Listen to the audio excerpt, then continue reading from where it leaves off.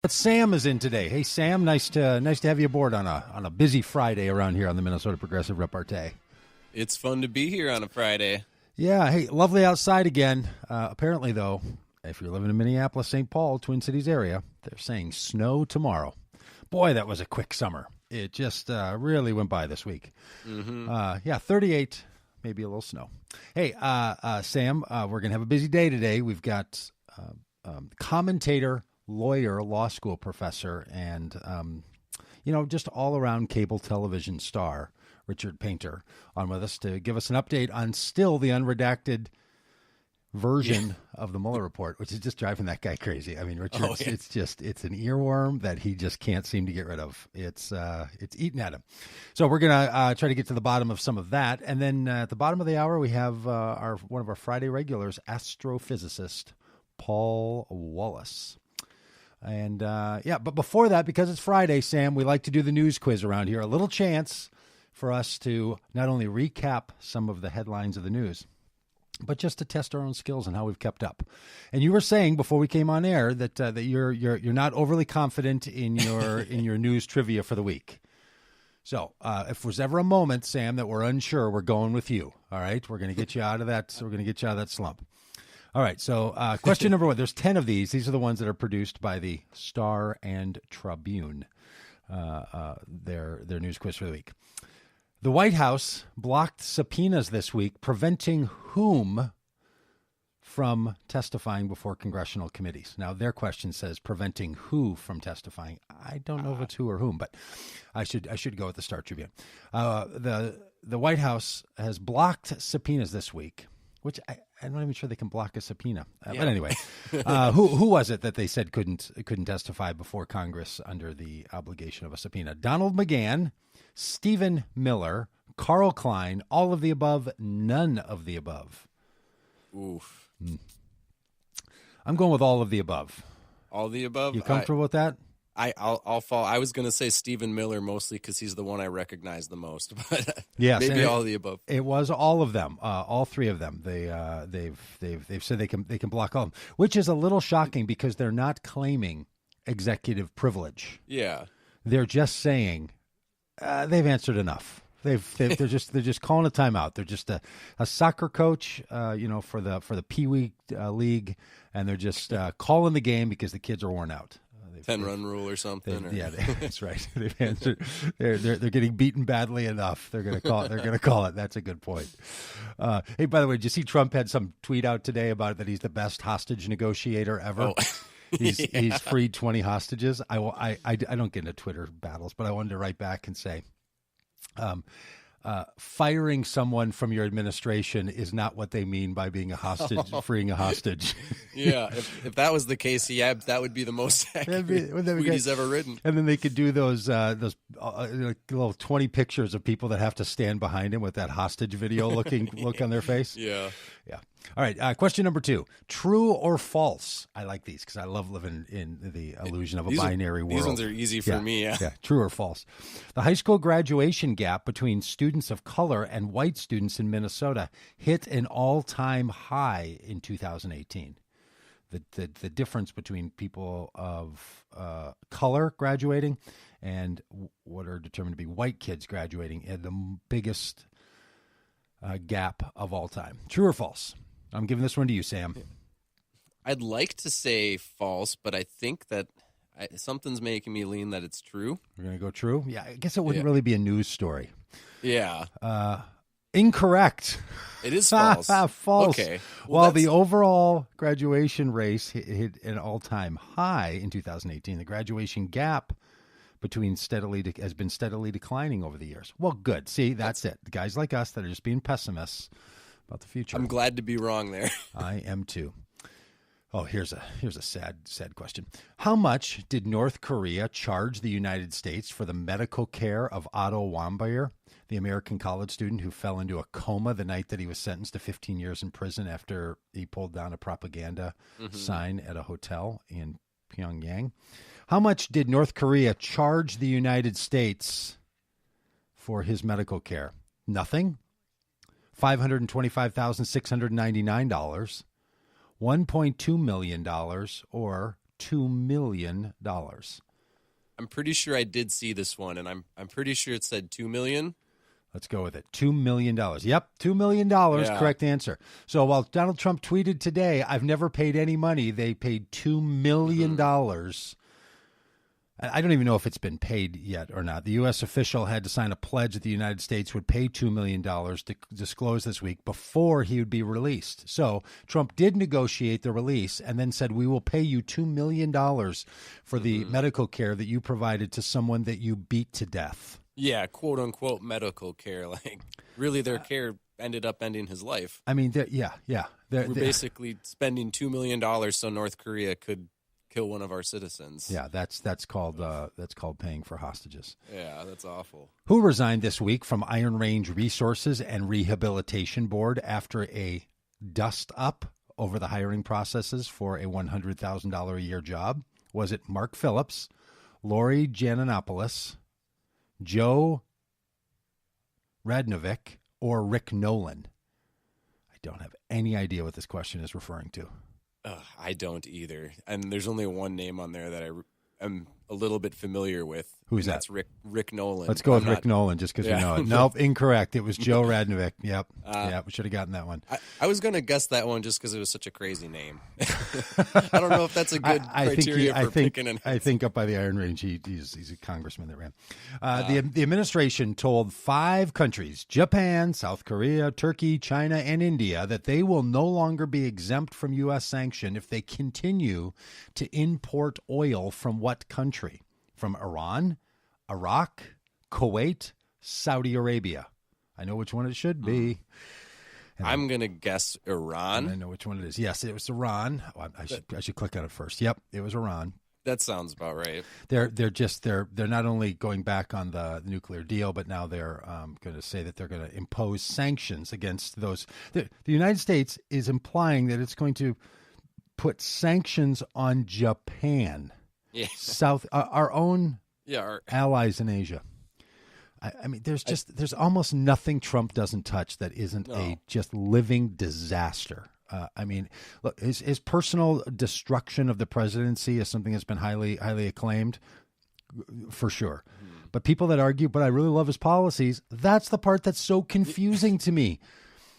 If he was a wonderful guy and I felt like, I just really like him. I just like the way he honors the country. I like the way he respects people. I like the way I would still have to say, but his policies are unbelievably wrong-headed. It's just he's wrong in substance, wrong in style. Hey, what Minnesota-based company said it would cut 2,000 jobs this week? Well, they said this week they would cut 2,000 jobs after posting weak quarterly results. It's a Minnesota company. Was it 3M, Best Buy, Target, U.S. Bancorp? Oh, I thought I heard about this too, but it's not coming to me. Oh boy, I don't know. Who would have 2,000 jobs to cut? I don't know. I almost want to say 3M, but I'm not. I don't know why. Well, maybe not. We're going with you, Sam, and it's a good thing we did.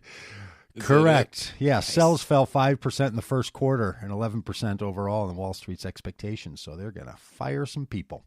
If you don't meet Wall Street expectations, if your investors don't get their returns, someone's going to lose their jobs.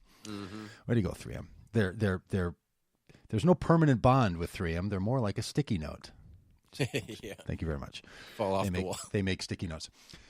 James Holzhauer continued to dominate on Jeopardy this week. Which, by the way, Jeopardy is spelled with an exclamation point in the official name. I didn't know that till looking at it right now. On Jeopardy this week. Now holding the record for the 7 highest one-day scores. What does he do for a living? College professor, janitor, hedge fund manager, or professional sports gambler? Do you know any of this? I have zero clue. I'm going to say he's a professional sports gambler. I think I heard something about that. Or maybe that's a hedge fund manager. Or maybe... those are the same things. They're the same thing. Professional sports gambler, yes. He's a Jeopardy winner, totaling $1.1 million. Wow. That almost pays for your medical care if you're beaten to death by the North Koreans. Hey, almost. We should make jokes about that. Sam, we're going to blame that one on you. Hey, what Twin Cities annual festival was canceled this week after failing to raise enough money to cover its expenses? Was it the Twin Cities Pride Parade, Grand Old Day Parade, Edina Arts Festival, not a chance on that one. Stone Arch Bridge Festival. Oof. I know this one. I didn't hear anything about this. I'm very familiar with Grand Old Days, though, and I really hope that's not the answer. Well, let's go with that anyway, Sam. And yes, it is the Grand Old Days Parade. Yes. So that's not happening this year. Canceled. Now, maybe it's just a hostage situation where they're trying to get more, a little bit of funding. Hey, who was the Vikings' top draft pick this week? I didn't follow this just the other day. Rashawn Gary, Nick Bosa, Garrett Bradbury, or Quinnen Williams? Oof. Am I allowed to phone a friend? I think my brother was at the draft. I have no idea. He would know. I would have no. Your brother went to the draft? That's a thing? I'm pretty sure. Or he went to a viewing party, I think. Do you know any of those names? Do any of those names ring a bell to you in the slightest? Not a single one. Well, let's go with Garrett Bradbury because that's a fun name. You good with that? All right, let's go with Garrett Bradbury. Hey, correct. Unbelievable. Hey. Just made a guess. Mr. Fun Name. Go. Mr. Fun Name Bradbury. All right, question number 8. No, question number 10. As of this week, who is not officially running for president in 2020? Joe Biden, Cory Booker, Stacey Abrams, Julian Castro. Who's not running? I know it's not Biden. He's been talked about all the time. Biden's running. Yeah, he's running, so I know he's not the answer here. In more ways than one, in my opinion, my friend. I've been a big Joe supporter at different times in his life, but good grief, fella, give it up. Yeah, I don't know. It's Stacey Abrams, I'm pretty sure, because I know I've watched the other ones of them. Stacey Abrams. Hey, how did we do? People are asking. We got the proverbial nice job from the Star Tribune, which really isn't all that nice of a job. It was 70%. You did pretty well. I'll take it. Take the quiz again and see if you can get a perfect score this time. They literally tell you the right answers, so I think it's pretty easy. Hey, so that's the news quiz. When we come back, we'll be chatting with Richard Painter, and then we'll talk with an astrophysicist. So we'll talk out of this world Mueller Report and out of this world space on the Minnesota Progressive Repartee. Sorry, Sam, go ahead. Go ahead. You can run the bit.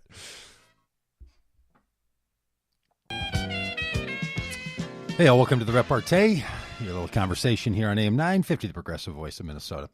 And the Minnesota Progressive Repartee, we talk about all kinds of things that have to do with progressive ideas, causes, and politics.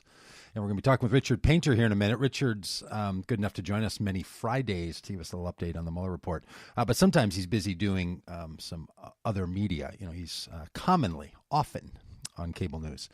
And so, Sam, let me know when Richard has joined us in voice. No worries. I'm trying them right now. Okay, great. Hey, so I was during the break. If you listen on the radio during the commercials, sometimes I listen to the commercials. Sometimes Sam and I are making our plans for what's coming. And sometimes I talk just to the live feed. So when I'm running the show, I have a little feed that runs, and during the commercials, I have a little conversation. And I was saying, it's been a long week since the Mueller report came out, and I had to stop, count the days, look back on the internet to assure myself that it was just a week ago yesterday that the Mueller report came out. It's only been 8 days since that thing came out. It feels to me like, just an overwhelming amount of consequence has struck us in our country since the Mueller report came out. I know that for Donald Trump and for many of his supporters, and I'm not just talking about the people who voted for him in 2016, by the way. Look, there are many reasons that people vote for presidential candidates. Sometimes those reasons make sense to them. Sometimes they don't. I'm done holding it against someone who voted for Donald Trump. I'm done with it. I don't hold it against anyone any longer. I believe all of us make mistakes. I believe all of us do things we might regret. I think we're all called to do the next right thing. So whatever your next right thing is, I'm not going to hold 2016 against you. I'm talking about the Trump supporters, current modern day, right now, today, right now on the 26th of April, supporters of Donald Trump. When that crowd thinks about the Mueller report, they think, hey, everything really turned out well for the president there. It's just simply not true. I have read much of it. I have not yet finished it. It's only been a week. It's long, and I have not set aside adequate time to read all 440 pages, even with the redactions. I think 1,000 words of redactions, which isn't very many words overall. The implication, as Richard Painter will remind us, are substantive. But the number of words are not. There's just a lot in it. And what is in it is a picture painted so clearly of behavior that should cause someone to say, I no longer support this person as the president of the United States. Now, that's a different question than should the person be removed from office. I think, yes, he should be removed from office. I think what he has done on a whole number of issues have earned the response of him being removed from office. No doubt in my mind about that. But I think people could come to the conclusion that he shouldn't be removed from office, but I could no longer personally support him, and there's no way in the world he should be reelected. There's no way he should be given the job again. There's just nothing reasonable about that whatsoever. What's in that Mueller report is so damning to his reputation, so damning to his ability to do his job, so damning to the confidence that people in this country can have in Donald Trump. It's just that simple.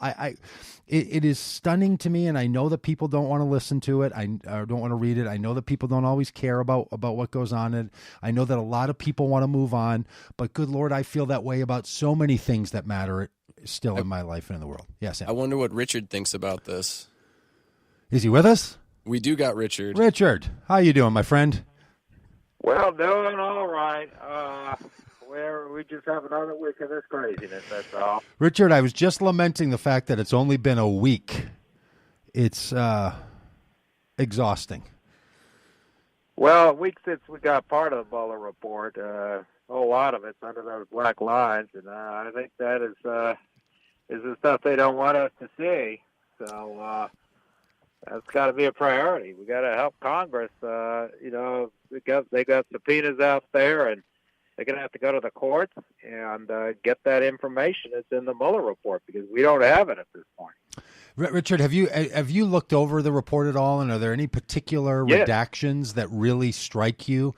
I saw one the other day that was about something about Don Jr., and that Don Jr. said he wouldn't volunteer to be interviewed.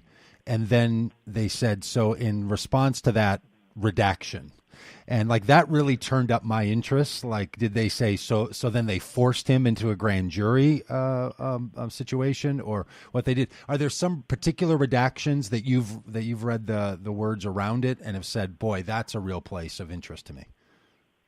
Well, the whole thing. It's hard to guess what's going on behind those black lines. But there's not enough information in this report on Trump's financial dealings. Mm-hmm. We know that Robert Mueller was investigating Trump's financial dealings, at least with respect to Russia, and we do not have a lot of information that we should have. We do not have a lot of information about Donald Trump Jr., about other Trump family members, Jared Kushner. We only have some. I can't believe that that's all there is with respect to the Trump family members of Jared Kushner. There's just a lot in there. A lot of it's trying to do Roger Stone. That's a pending matter, so I gather that's been redacted. Just a lot of stuff we don't have that the United States House and Senate needs to have in order to figure out what to do next. And I think it's critically important that those subpoenas be complied with, or the United States House of Representatives go to court and get a judge to tell them they have to turn it over. All we're asking for is an unredacted version of the Mueller report to be shown to members of Congress behind closed doors. That's going to be a start, and it needs to happen now. Do you think that the court proceedings on this are going to happen in any kind of a timely fashion to have an implication on the presidential election, or do you think this is going to get pushed, a year and a half or 2 years out? Well, I worry about that. That the Department of Justice is going to go in there and ask for extensions, and it's just going to get pushed out. This is one reason I believe the United States House Judiciary Committee should just have 4 weeks of hearings with whatever evidence they've got, and then vote out articles of impeachment, because there already is more than enough evidence to impeach this president. We don't need to keep hunting down more evidence. And then when there's a trial of the Senate, serve up those subpoenas and run them up to the United States Supreme Court. And remember, there's a trial of the Senate. Chief Justice Roberts is going to be presiding over that. You remember the Clinton trial when Chief Justice Rehnquist showed up with those ridiculous gold stripes on the robe. Well, the Chief I do remember that. Yeah, the Chief Justice, Justice Roberts, he's going to look terrible up there if he's presiding over an impeachment trial, and the United States Supreme Court is not willing to insist that evidence be turned over to the House of Representatives, which is prosecuting the case, and to the senators who will hear the case. Including the full Mueller report. But in order to speed this up, I think you do have to vote out the articles of impeachment. If you don't, and the House just serves up subpoenas, those are going to wind through the district courts. There's going to be no sense of urgency in the courts, and the president's going to throw the cog in the wheel, really try and gum the works. So that eventually maybe gets to the Supreme Court, and he's told they got to turn something over, but it's getting too close to the election and so forth. So I think that the U.S. House would be very well served to just have the hearings like they did in 1974 with Nixon. Also serve the subpoenas, but have the hearings based on what they've got. Vote out articles of impeachment, send it to the Senate, and then I think the Supreme Court, they're going to be on the hot seat there.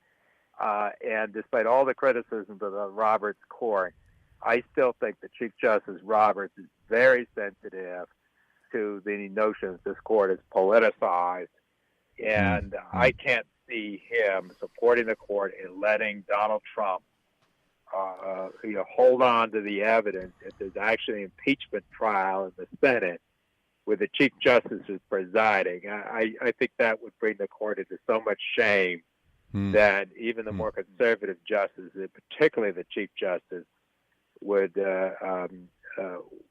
balk at that and require the evidence to be turned over.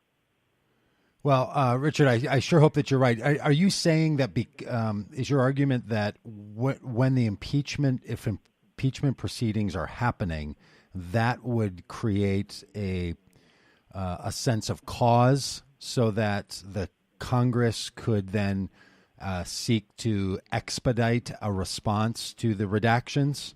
Is that why you're saying that impeachment would have to have, like, someone needs to be in harm's way there? Well, the impeachment is it's set forth in the Constitution. It is an important proceeding. We've only had 2 impeachment trials in the history of the United States, President Johnson and Andrew Johnson and Clinton. And, both of those were very politicized, but this is a very serious situation, much closer to the trial we would have had with Nixon had he been impeached instead of resigning. That ups the ante. Whereas right now what we've got is a congressional investigation. Well, Congress can investigate anything. They can investigate Hillary Clinton's emails for 4 years if they want. We saw that. Congress can investigate anything, and because Congress often does investigate anything for political reasons, Donald Trump could just say this is a politicized investigation. If there's a trial in front of the Senate, you could say it's politicized, but it's right there in the Constitution how it works. And he's going to be trying to withhold evidence from the Senate for procedures set forth in the Constitution and asking the Chief Justice to go along with it because the Supreme Court could order him to turn over the evidence. Richard, I think I'm following you here. You're suggesting that because of the constitutionality and the procedures of an impeachment trial after it comes out of the House and goes to the Senate, the trial in the Senate with the Chief Justice presiding, makes it less political than does an investigation that's just being done by the House of Representatives. You're saying that it depoliticizes it because there's a system and a structure in place which would make it more serious than just what a political investigation could. If I'm hearing you right, that's really an interesting argument. On the senators as well as on the Supreme Court, because how can the Republican senators like Lindsey Graham say, well, we want to have a trial, but we don't insist that all the evidence be presented to us and to our colleagues. You want to hide the evidence. Yeah, that's a great point. It puts the pressure on the Supreme Court because the Chief Justice now has a role in presiding over the trial. Wow, so genius. This puts the Supreme Court front and center if they were to try to cover for Trump and say he doesn't have to turn over the evidence. It's a much, much more serious situation, an impeachment trial, but just yet one more hearing, which he will say is just a Democratic equivalent of a Hillary email hearing. Yeah, and he could, yeah. Hey, Richard, thanks so much. Really appreciate having you on today. Great thoughts. Thanks for squeezing us in. Well, thank you. Very happy to speak with you. All right. Hey, AM 950, Progressive Voice of Minnesota. This is your Minnesota Progressive Repartee. We'll be back after the break with the Astrophysicist.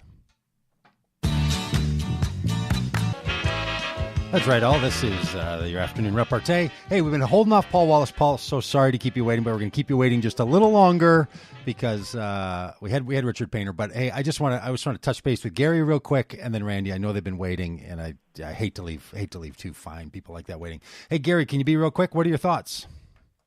Well, Big Mouth Trump demanded to see Obama's birth certificate for years. He led the charge, and now he cries witch hunt, and he won't even show his tax returns. But the moral is Republicans can dish it up, but they can't take it. They have a short memory. How about Benghazi, Whitewater, Travelgate, Vince Foster's suicide, which they accused Clinton of murder, and Vince Foster on his notes said he was being harassed by Republicans. That's about it. Thank you. Thank you, Gary. Appreciate your long memory and your willingness to bring it up. Hey, Randy, what are your thoughts? Hey, I'll be real quick, too. I just wanted to say the whole Mueller report, I think we're done here with the taxes. It's private information. I don't want to see Donald Trump. I don't want to see any candidate it's none of our business. Yes, it is. If the IRS thinks that they're doing everything okay, I'm good with that. So if we trust the IRS, wouldn't you think, gee, if they're doing something wrong, something that we should know about, the IRS would take care of that for us? Well, that's what we have them there in play for. Why do we need to see their taxes? Is my big thing. I don't need to see his private information. Thanks, Randy. I hear it. I hear that's a perspective. I like the idea of trust and verify.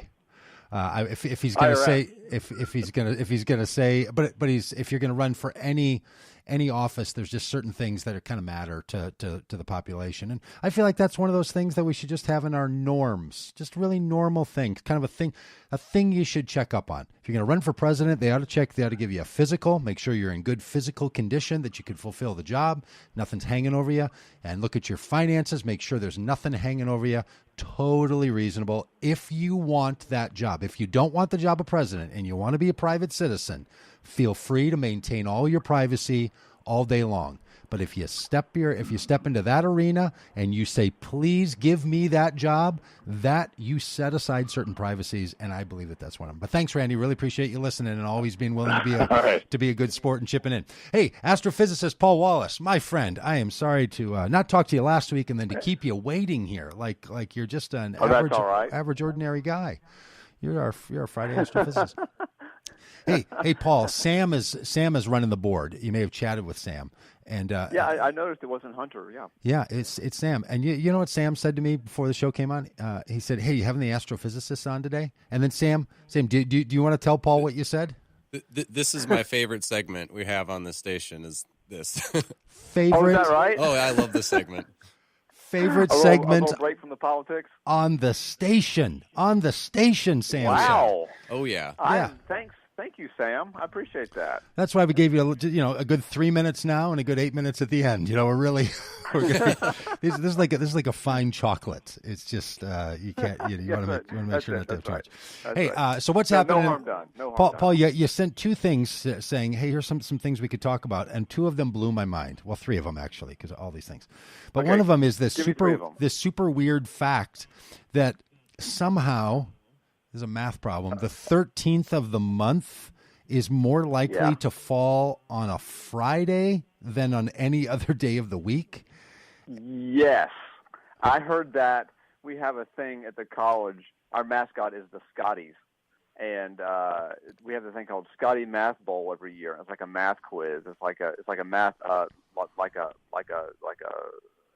tournament, Mm-hmm. And that was one of the things that came up. It is more likely for the 13th of any given month to fall on a Friday than any other day of the week. Is this one of When I those heard that- like math numbers? Like I have this card trick I know how to do that revolves around the number 13 and counting up cards because there's 13 cards in a deck. Is it something? No, it's not magic about 13. It just happens. That's a funny fact. That's the way. That's what you say because of the Friday the 13th thing. But it's just that the days are not equally. If you give me a day of the month, like the 4th or the 26th, then that day is more likely to fall on a certain day of the week than any other day of the week. And for the 13th, it happens to be Friday. Seriously? Like the Seriously. the 4th is more likely to be a Tuesday than some other than some Right. other day. Yes. Yes. And it took me like a while to sit down and really think through this and to do my research, but I am completely convinced of it now. But when I first heard that, my brain completely locked up. You know, I will tell you, I think baloney. I think on behalf of people who work in this kinds of fields, many of the sciences, we've talking about here, astrophysicists and people that work with numbers like that, it's probably a good thing that hallucinogenic drugs are continued to be illegal, because if they were just like randomly available, I just think people would leave that lab and just go just keep going down the rabbit hole. It's some of them still do, maybe. Yeah, but they have to work for Yeah, it. yeah. You're just hoping that it would be a little harder to get. So, no theories that you have on why that is. Is it something about the number 7 or 7 days? No. It has to do with the fact that what I did not know before, Doug, is that our calendar repeats exactly every 400 years, and I did not know that.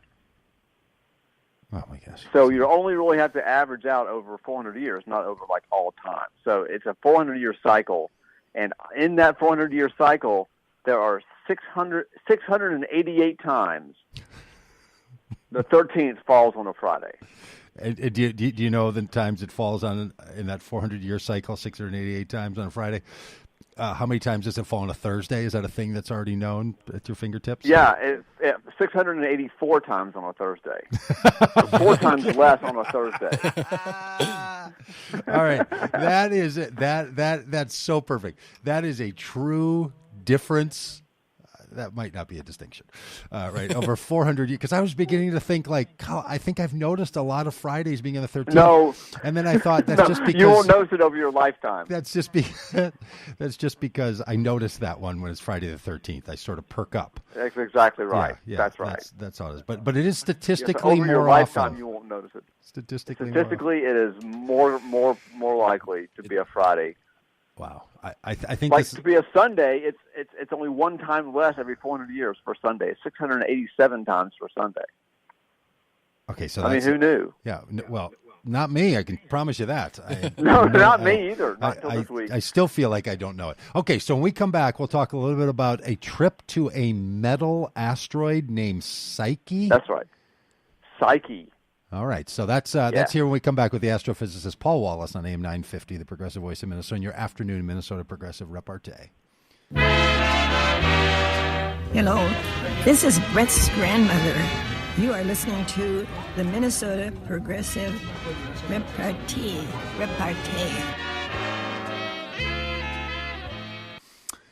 It's nice to have the sheriff of Hennepin County give us a little bumper. If I ever get pulled I love that guy. Yeah, if I ever get pulled over by like the sheriff on the road, I'm gonna be like, hey, call the chief. What were you gonna say about it? If I got pulled over, I would just say, hey, I'm an astrophysicist, and he would say, yeah, why do I care? See, that will get me nothing. That'll get me nothing in that situation. Just your luck. They'll be flat earthers, and it'll just make you'll just be in even worse trouble then. And there's a pretty good chance that the police officer down there in Decatur, Georgia, could be a flat earther. Okay. Well, the police department in Decatur now is actually they're pretty evolved actually. Is that right? They're not exactly. Yeah, they actually are. They do a really great job, and so have had zero. Had very little trouble with them over the lately. So let's knock on wood, keep our fingers crossed, and all the other things that could possibly make. I'm sure they're all listening, so that I'm just trying to get in good with them. Well, we do like to say, because this goes on not only over the airwaves on the frequency AM 950.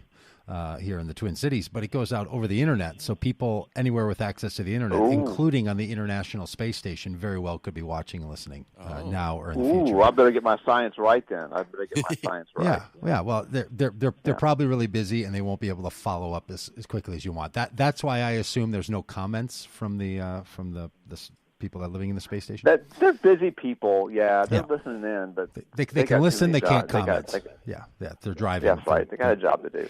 All right. So this, I did a little Googling of this Psyche 15 or 16 Psyche, and this is blowing my mind. So tell the good people what this whole 16 Psyche asteroid is all about. So 16 Psyche. Psyche is an asteroid. It's named after the Greek. Cupid and Psyche is a story. Anyway, 16 means that it's the 16th asteroid ever discovered. It was discovered back in the mid-19th century. It's pretty big, but the weird thing about Psyche that they didn't know when they discovered it is that it's almost entirely made of iron and nickel, which is really weird. Most asteroids are just big rocks, but this one is like really dense, made almost completely of iron and nickel. All right, so remind us all, how do they, and back in the 18 whatevers, how do they discover an asteroid? What's going on in they had telescopes basically that were big enough to see things that we can't see with our unaided eyes, and planets and things that orbit the sun. Let me back up. The stars, you might notice, you can go out and see the same constellation every night. Mm-hmm. The stars stay fixed relative to each other, right? So the same constellation is there every night. But the planets sort of move through the stars, like the stars are like a backdrop, and the planets move through the stars. So one night they're one place relative to the stars, next night they're in another place. Mm-hmm. Asteroids do the same thing. So as soon as they had telescopes that were big enough and good enough to see the asteroids, they could look at this part of the sky night after night and see this asteroid moving through the stars. That's how they knew that it was an asteroid. So sometimes the asteroids just move in a predictable pattern over 150 or 200 years, and other times they break away and they fly into our planet and smash into the moon or smash into the Earth. They could, but that's still predictable. Yeah, it's still predictable. But okay, it's still just plain old gravity doing the job. But this one was they might have thought it was a planet when they first found it, but it wasn't. It wasn't big enough to be a planet. All right, so they've discovered this thing. It's big. How have they determined now that 16 Psyche is not made of rock or ice, but is made out of iron and metal? Big metal ball. Well, the first thing that tipped them off was they noticed that it was really dense because it's big enough where it interacted with other asteroids near it, and so they could tell what its mass was. And it turned out it was really dense. But also they can bounce light off of it and tell what it's made of by looking at the spectrum of the light. So you take the light that you bounce off of it and put it through a prism, and you know how a prism breaks up white light into a rainbow. Mm-hmm. Different materials, different metals, different compounds, different elements have different rainbows, basically. Oh. So the rainbows don't all look alike. And so you take that light, put it through a prism, and you can tell what you're looking at that way. Now, am I right that one of the suspicions about how we got metal on the Earth was that the Earth was a rock like the others, and then an asteroid made out of metal smashed into the Earth and deposited metal here? Is that a theory? Oh, you mean no? That may be part of it. I don't think that's it. Asteroids made of metal are actually really rare. That's part of why we're sending a probe out to Psyche. There's plenty of iron in the Earth's crust, of course, but the amount of iron goes up as you go deeper into the Earth. In fact, we think all planets have iron in their cores, and we actually think, believe it or not, that Psyche is the leftover of an old planet or asteroid that got its outer layers blown off somehow, and we think that it's the leftover core of a planet that is no longer. Is that because iron's more reactive, or because it's more dense, or both? Or it's heavier? It's more dense. Okay. It's kind of like, in your vinaigrette, you can see it separate out the water and the vinegar and so forth. Heavier things. You went straight to a vinaigrette. Fall. If you want to understand what's going on in an asteroid made of metal, think of a vinaigrette. So all the heavy junk falls to the center of the Earth. Love it. So that's what happens. Well, I'll tell you, if that did happen, that it was a planet and this was its core and the rest of it got blown off, chances are that was on the 13th, which was a Friday. On Friday. Yeah, chances are. And if it was on the 13th, it was probably on a Friday. It was probably on a Friday, and it was a long weekend, and it all got ruined when the planet exploded and was left. So we only have a few seconds left, but one of these times I want to talk about where this metal comes from in the cosmos. Like what's okay? Where does stars? That's a good story. It is? Okay. Well, maybe next week we can talk about metal. Yeah, man. All right, it'll be all of our bumper music will be heavy metal music, and we'll really. That'd be awesome. Let's do that. Okay, we'll do it. Yeah. Instead of this jazzy stuff. Come back. Sam, you're on. Yeah, or just call in. AM 950 Progressive Voice of Minnesota, Minnesota Progressive Repartee.